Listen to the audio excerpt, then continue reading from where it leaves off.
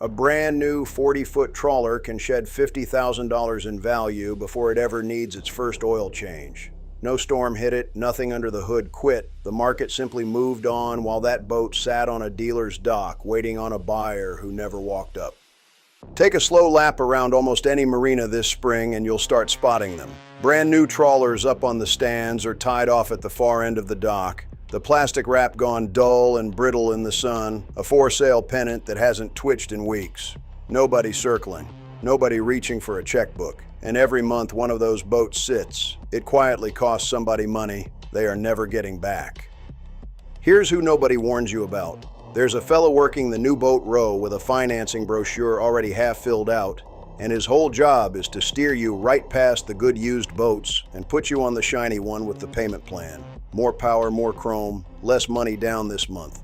What he will never do is sit you at a kitchen table and add up what that boat gives back the day you sign, because if he did, half of you would turn around and buy the 2-year-old one at the far end of the lot for a fraction of the price. That's the whole game. And the boats I'm about to walk you through are the new trawlers taking the worst of it right now, piling up at the docks while their own resale value slips away. I've spent more of my life under boats than on top of them, and I'll tell you the trawler corner of this market is the slowest moving water there is. So let me lay the numbers out first, then we'll count down 6 new trawlers you'll find sitting unsold, from the ones that just need a smarter buyer all the way up to the single biggest money pit floating today. Start with how long these boats are taking to move. Across the country last year, a new boat averaged 243 days on the market before it sold. A used one moved in 165. That's the new one sitting better than 2.5 months longer, shedding value while they wait on the stands. One brokerage that watches this closely figures nearly a third of the boats listed right now won't sell until somebody drops the price hard, and sometimes not even then. Trawlers have it worse than most. The buyer pool is small, it's getting older, and it's shrinking. There simply aren't enough new folks walking these docks to soak up all the fiberglass, so the boats stack up. Let's count them down. We start at number 6 with the boats you'll see the most of, the little pocket cruisers from Ranger Tugs and their sister brand, Cutwater. Both come out of the same shop, both drawn by the same designer, and for a stretch there, they sold about as fast as the factory could build them. Walk a dealer lot today, though, and you'll find them lined up rail to rail, new tags still hanging, a leftover model year or two deep. On paper, they're clever little boats, trailerable and packed with gadgets. The trouble showed up after the boom cooled. The yard was building them about as quick as it could pour glass, and the quality control didn't always keep pace. Read the owner forums and the survey reports and you'll see the same notes over and over. Boats that won't sit square on their own waterline, hull-to-deck leaks that dragged on for the better part of a year, and dealers dropping the Cutwater line entirely. Meanwhile, the used market is flooded with barely run examples somebody grabbed in the frenzy and is now trying to unload. So that new one on the lot is going head-to-head with a 2-year-old twin, roughly $50,000 cheaper, sitting 3 slips down. Guess which one moves? It's a fine weekend boat. It's a rough bet with new money, but it isn't the one whose name is fading fastest. Number 5 is a famous name running on fumes, the Mainship. The old-timers love them. Simple, roomy, a single diesel cruiser a regular family could afford, and more than 1,200 of the classic hulls were built. Then the original company got caught by the 2008 downturn and went bankrupt a few years later. The name got bought up and folded into a small operation in Alachua, Florida, rebranded as the Marlowe Pilot. Now, to be fair, the newer boats are better built than the old ones, better coring, better glasswork, but they come off the line in a trickle, just a handful of models, and production is thin enough that owners on the forum struggle to pin down what's actively being built this year. Here's the bind for a buyer. When you pay new boat money for a brand hanging on by a thread, you're betting your resale on that badge still meaning something a decade from now. The loyal Mainship crowd already worked out the smarter move. They go buy the vintage single diesel classic used for a third of the money and skip the gamble entirely. The name survived. Whether the company under it holds on is the open question, and that question pushes value exactly the wrong way. Now, number 4, and I want to give this one a fair shake because the folks who own them will let me hear about it if I don't, the American Tug. This is a genuinely excellent boat, built up in LaConner, Washington on a heavy workboat-style hull, a single Cummins diesel, and the kind of joinery and build quality that shames most production boats.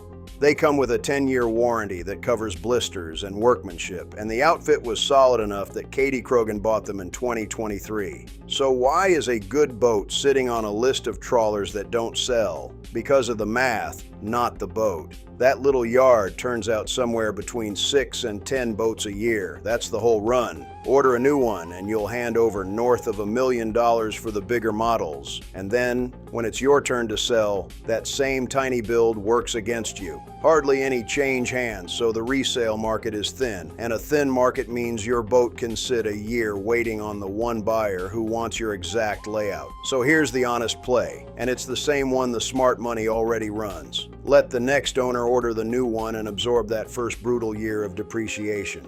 Then buy his 2 or 3 years on, lightly used, for a real discount on a boat that'll outlast you. The American Tug isn't the mistake. Paying full new boat freight for one is. If that's the kind of plain talk the new boat salesman is never going to hand you, do me a favor, tap that like button, then hit subscribe.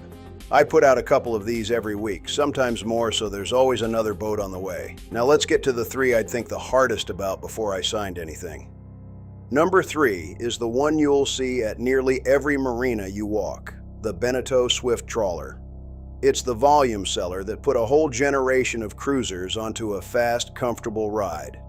And that very popularity is the problem right now. On one big listing site alone, there were more new Swift trawlers for sale than used ones, dozens of them sitting with little price drop arrows on listing after listing. A new Swift Trawler 41 with the fly bridge lists right around $895,000. But dig through the used pages and you'll find a barely broken in one, a couple hundred hours on it, a few model years old, for roughly $200,000 less. Same boat, same water. And here's the line the brochure skips.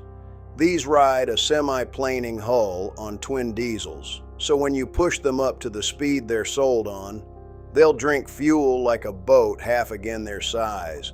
That's real money burned every single weekend, on top of the value the new one already handed back the day it splashed. Buy the new one and you pay top dollar to lead the depreciation parade. Buy the 2-year-old one and you let a stranger march it for you. But number 2 is the one that actually worries me, because when it breaks, you can't always fix it. Number 2 is the prettiest pitch on the dock and the one I'd be most careful signing for, the Greenline Hybrid. Picture easing out of the anchorage in dead silence on electric drive, solar panels laid across the hardtop, not a drop of fuel burning. On a sunny morning at the boat show, the thing sells itself. The problem is what happens years down the line when that hybrid system gives out, and these systems do give out.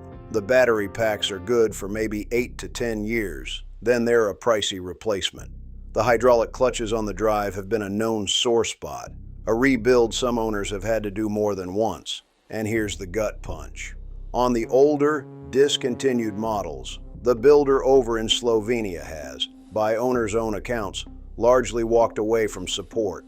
There's a control unit on these that can fail, and from what owners report on the forums, simply can't be repaired, with no firm timeline for a replacement. There are only about 9 dealers in the entire country to begin with. So picture the couple who sank a small fortune into that silent electric dream, and 3 years on the drive faults out, and the part they need is either creeping across an ocean or not coming at all. That's not a boat you own anymore. That's a mooring you make payments on. Clever technology is a wonderful thing, right up until the only folks who can fix it stop picking up the phone. Which brings us to number 1, the boat with the longest way to fall. Number 1 is the biggest money bet floating today, and it's the big brother of a boat we already covered, the brand new Beneteau Grand Trawler 63. This is the flagship. They rolled it out with real fanfare, a base price up around $2 million, and comfortably past that once you spec it the way the showboat is dressed. Now run the same math we've been running all video. A production trawler gives back something like 40 to 45% of its value over its first 5 years. Take a bite that size out of a $2 million boat and you're staring at close to $1 million gone on a hull launched into the slowest new boat market in years. Remember number 3, that little Swift trawler sitting on the dock handing back a couple $100,000. This is the very same slide, on a boat with 3 times the height to fall from. The bigger the sticker, the harder the drop. A flagship is the worst possible boat to buy new at the top of a soft market because it has the most money to give away. Somebody is going to pay full freight for one of these. And in 3 years, a sharper buyer picks up that identical boat for $1 million under and never loses a wink of sleep over it. So here's what I'd do with my own money, and it runs exactly opposite to everything the salesman points at. I wouldn't buy a single one of these new, not one.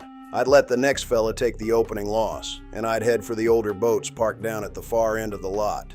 First, I'd chase the boring, honest one, the used American Tug, the vintage single diesel Mainship, the swift trawler somebody else already ate the depreciation on. Second, I'd hire my own surveyor, never the one the seller hands me, and I'd have him crawl every inch of that hull before I got attached. Third, I'd run the engine hard right there at the dock and keep my eyes on the temperature gauge, and I'd judge the boat on the thickness of its maintenance folder, not the shine on its gel coat. Do that, and you buy a boat that's already taken its biggest loss, instead of a shiny new one lined up to take yours.